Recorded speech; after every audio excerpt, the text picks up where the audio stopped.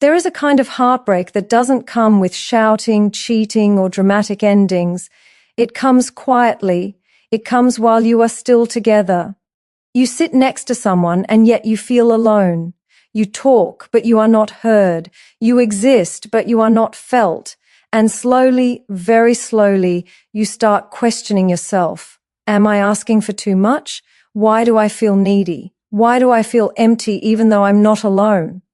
This is emotional neglect, the most dangerous kind of pain, because there is no clear wound, only silence. No fights, no clear rejection, just absence. Absence of care, absence of curiosity, absence of emotional safety. You learn to swallow your feelings because explaining them feels exhausting. You stop sharing because the response is always flat. You stop expecting because disappointment hurts more than silence. And one day you realize something painful. You are protecting someone who is not protecting you. This kind of neglect slowly kills your self-respect, not in one day, but in small moments, when your emotions are minimized, when your pain is ignored, when your needs are treated like a burden. And the most painful part, you stay, not because you are loved, but because you are attached, because somewhere inside you hope they will finally see you, understand you, choose you. But emotional neglect doesn't shout. It whispers, lower your standards, be patient. Don't ask again. Until one day your heart becomes very quiet, not peaceful, just tired. Many people minimize emotional neglect because it doesn't look serious from the outside. There are no loud fights, no obvious abuse, no dramatic ending, so they tell themselves, it's not that bad. But emotional neglect is not loud. It is quiet, and quiet pain stays longer. Emotional neglect means your inner world is repeatedly ignored, your feelings are brushed aside, your emotional needs are treated as unnecessary, inconvenient, or too much, and over time this does something very dangerous. It teaches you to disconnect from yourself. When someone consistently fails to ask how you feel, fails to respond when you open up, fails to emotionally show up, your nervous system notices, your body notices, even if your mind keeps making excuses. You may start feeling anxious without knowing why. You may feel lonely even when you're not alone. You may feel emotionally tired, numb, or confused. This is not imagination. This is emotional deprivation. Humans are not just physical beings. We are emotional systems. We bond through safety, validation, and emotional presence. When that is missing, the relationship slowly becomes unsafe, not physically, but psychologically. And here is the truth most people avoid. Emotional neglect erodes self-worth more than obvious rejection. Why? Because rejection is clear. Neglect is confusing. When someone rejects you, at least you know where you stand, but neglect keeps you hoping, waiting, trying harder. You keep asking yourself, maybe I'm not communicating well, maybe I'm expecting too much, maybe I should be more patient. And slowly, responsibility shifts from the neglectful person to you. You start carrying the emotional weight of two people. That is why emotional neglect is not small. It rewires your standards. You start believing love means waiting, that being understanding means being silent, that loyalty means tolerating emptiness. This is especially dangerous for people with anxious attachment, because neglect activates their deepest fear, abandonment, while still keeping them emotionally tied. So they stay longer, they explain more, they give more, until they are emotionally exhausted. Another important truth, emotional neglect is not about bad intentions, it's about emotional capacity. Someone can be a good person and still be emotionally unavailable. But your pain does not become smaller just because they are not malicious. Impact matters more than intention. If a relationship consistently leaves you feeling unseen, unheard, and emotionally unsafe, it is harming you, even if everything else looks fine. And healing begins the moment you stop minimizing your pain. You are not sensitive. You are responding to deprivation. Wanting emotional presence is not asking for luxury. It is asking for basic human connection. So don't shrink your needs to fit someone's emotional limits. Don't call neglect normal. Don't betray yourself to keep a relationship alive. because emotional neglect may be silent, but its damage is deep, and you deserve a relationship where your emotions are not something you have to fight to prove. They are something that is naturally welcomed, that is not too much, that is the bare minimum. One of the most misunderstood emotional experiences in relationships is attachment. People think attachment is love. It is not. Attachment is a survival response. Love is a choice. When attachment is activated, your nervous system is no longer asking, is this healthy for me? It is asking, how do I keep this connection no matter the cost? And that is where tolerance for pain begins. You don't tolerate emotional neglect because you enjoy suffering. You tolerate it because your body is afraid of losing the bond, especially if that bond once felt safe, warm, or meaningful. Attachment makes you remember the good moments more than the bad ones. It makes you hold on to potential instead of reality. It makes you hope that if you stay soft enough, patient enough, quiet enough, things will change. This is why attachment is powerful. It convinces you to betray your present experience in exchange for future hope. Ask yourself honestly, are you staying because you are emotionally fulfilled, or because the idea of losing them feels unbearable? When attachment is strong, pain becomes familiar, and familiarity starts feeling like stability. Your mind begins to normalize discomfort. Your heart begins to justify neglect. You start saying things like, they didn't mean it, they're just busy, they love me in their own way. But love that repeatedly hurts your emotional safety is not love. It is conditioning. Attachment also distorts your self-perception. You stop seeing yourself as someone worthy of care. You start seeing yourself as someone who must earn it. So you try harder. You explain more. You give more than you receive. And the more you give, the harder it becomes to leave, because now your identity is tied to the effort you've invested. This is especially true for people who grew up with emotional inconsistency. If love in childhood came with unpredictability, warmth one day, distance the next, your nervous system may confuse anxiety with connection. So when a partner is emotionally unavailable, it feels strangely familiar. Pain feels like home. Silence feels normal. This is not weakness. This is learned survival. But here is the mature truth. Attachment without mutual emotional safety becomes self-abandonment.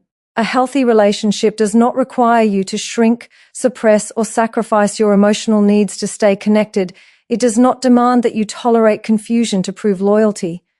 If being with someone consistently activates anxiety, self-doubt, and emotional hunger, your body is telling you something important.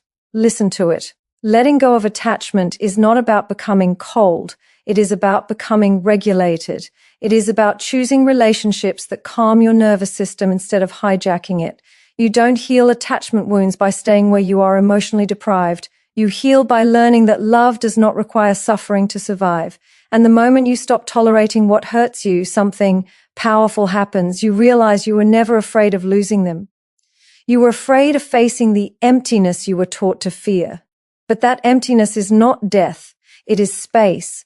Space to rebuild self-trust, space to restore self-respect, space to choose connection from wholeness, not fear. That is where real love begins. This is one of the most painful truths to accept in relationships, because many people don't stay in unhealthy dynamics out of ignorance. They stay out of hope. Hope that love will soften them. Hope that patience will change them. Hope that if you give enough, understand enough, forgive enough, they will finally become emotionally available. But here is the grounded truth. You cannot heal someone by abandoning yourself. Healing is an inside job. No amount of external love can replace inner emotional responsibility. When you consistently silence your needs to keep someone comfortable, you are not being loving. You are being self-sacrificial in a way that damages you. And slowly, this becomes a pattern. You stop expressing disappointment because it leads nowhere. You stop asking for reassurance because it feels embarrassing. You stop sharing vulnerability because it's not met with care. And you tell yourself you are being mature, but what you are actually doing is disappearing. Many people confuse emotional endurance with emotional intelligence.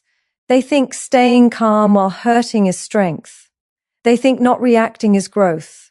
But emotional intelligence does not mean tolerating neglect. It means responding honestly to reality. If someone is emotionally avoidant, your overfunctioning will not fix it. Your empathy will not rewire their nervous system. Your loyalty will not create emotional capacity where none exists. All it will do is teach them that you will stay, no matter how little they give. This is where relationships become imbalanced. One person becomes the emotional regulator, the other becomes passive. You become the one who explains, adjusts, and accommodates. They become the one who stays comfortable. And slowly resentment builds, not because you are giving too much, but because you are giving in the wrong direction. Another difficult truth: some people are not ready to heal, not because they are bad, but because healing requires discomfort, and avoidance avoids discomfort. You cannot want growth more than someone else wants it for themselves. When you abandon yourself, you don't just lose your voice, you lose your sense of self. You forget what it feels like to be emotionally met. You forget that relationships are meant to be reciprocal. And one day you wake up emotionally exhausted, wondering how you got so far from who you used to be. Healing love does not require you to suffer silently. It does not require you to be endlessly understanding. It does not ask you to bleed so someone else can feel safe. Real love meets you halfway. It listens. It adjusts. It cares when you are hurting. If you have to disappear to keep a relationship alive, that relationship is already costing you too much. Walking away from that dynamic is not selfish. It is self-preserving. You are allowed to choose relationships where you don't have to be the healer, the teacher, or the emotional parent. You are allowed to choose yourself without guilt, because abandoning yourself is never the path to saving someone else. The moment you stop trying to heal others at your own expense, you begin healing yourself. And that, quietly, firmly, is where your power returns. Emotional neglect doesn't break you all at once. It reshapes you quietly. At first, you don't notice it. You just become a little more careful, a little more controlled, a little less expressive. You start choosing the right moment to speak. Then you start choosing the right words. Then, without realizing it, you start choosing silence. Not because you have nothing to say, but because experience has taught you that saying it doesn't change anything. This is how emotional neglect teaches you to shrink. When your feelings are repeatedly ignored, dismissed, or met with emotional distance, your nervous system adapts. It learns that expressing needs leads to disappointment, that vulnerability does not bring closeness, that emotions are safer when kept inside. So you become easy. You stop asking, you stop expecting. And people often praise this version of you. They call you low maintenance, understanding, mature. But inside, something is slowly being lost. You begin to question your own emotional reactions. You wonder if you are too sensitive. You replay conversations in your head, editing yourself before you even speak. This is not growth. This is self-erasure. Emotional neglect trains you to manage other people's comfort at the expense of your own truth. You become hyper-aware of their moods, their stress, their capacity, while becoming disconnected from your own. You tell yourself they're tired, they didn't mean it, it's not worth bringing up. But every time you choose silence over honesty, your sense of self gets smaller. One of the most damaging effects of emotional neglect is that it lowers your internal standards. You begin to believe that wanting emotional presence is demanding, that needing reassurance is weakness, that being affected means you lack control. So you present a calmer version of yourself, not because you are at peace, but because you are tired of being unseen. Over time, this creates emotional numbness. You don't feel deeply hurt anymore, but you also don't feel deeply connected. And this numbness is often mistaken for stability. But stability that costs you your aliveness is not healthy. Healthy love does not require you to shrink your emotional range. It does not ask you to be smaller so someone else can feel bigger. It does not reward your silence more than your truth. If a relationship makes you feel like you have to dim your light to maintain harmony, something is wrong. You are not meant to survive relationships. You are meant to grow in them. The real danger of shrinking is not just that you lose your voice, It's that you forget you ever had one. You forget what it feels like to be full.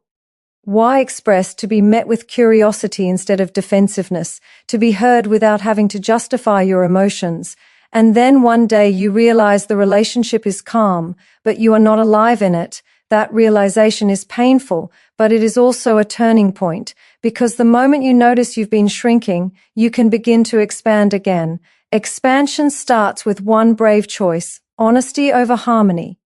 Speaking even when your voice shakes, honoring your emotions even when they are inconvenient, choosing self-respect over emotional survival.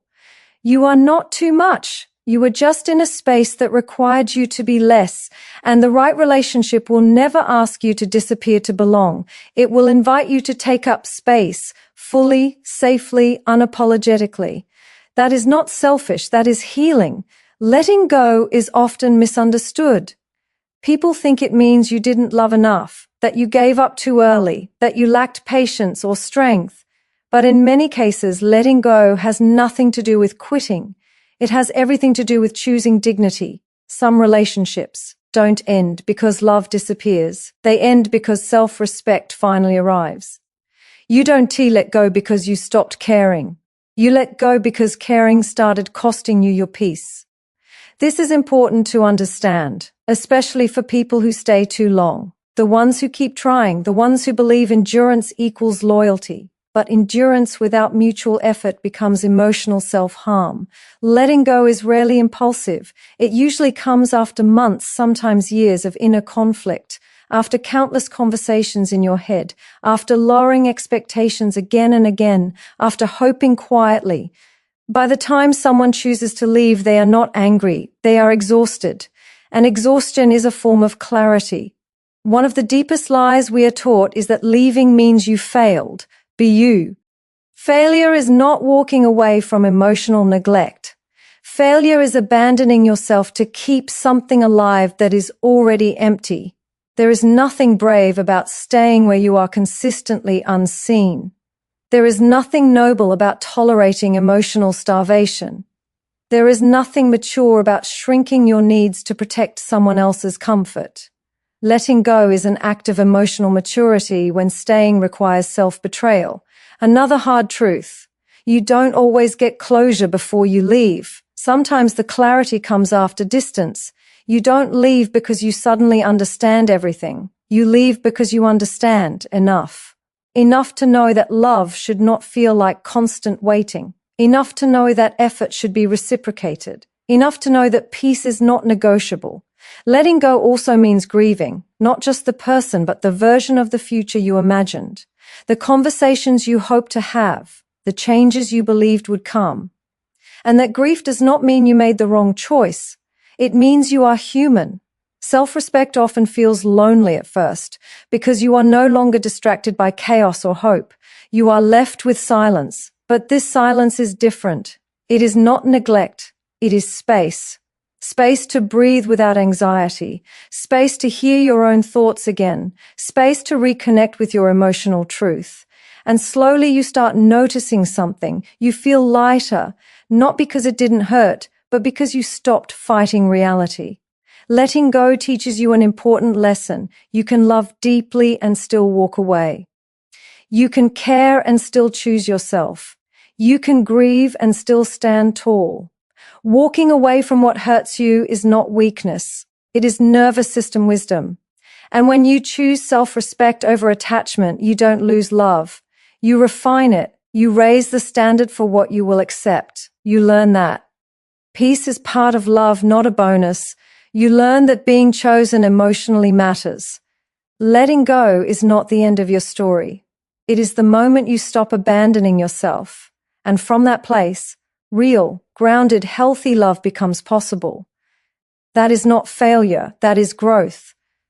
Listen to this calmly. If a relationship costs you your voice, your peace, and your sense of self, it is not love, no matter how familiar it feels. Emotional neglect, anxious attachment, self-abandonment, shrinking, and finally letting go. None of these are signs of weakness. They are stages of awakening. You didn't fail because you loved deeply. You didn't fail because you tried. You didn't fail because you stayed hopeful. You grew because you learned. You learned that love should feel emotionally safe, not emotionally confusing. You learned that silence is not peace when it is forced. You learned that being chosen emotionally matters more than being kept physically. And most importantly, you learned this: self-respect is not something you find after love. It is something you bring into love. Walking away was not the end. It was the return to your body, the return to your emotional truth, the return to your worth. So if you are in a quiet season now, don't rush it. This silence is not empty, it is healing. And one day, when love comes again, it will not ask you to shrink, wait, beg, or disappear. It will meet you where you stand, whole, grounded, and self-aware. Until then, stay with yourself. That is where real strength lives.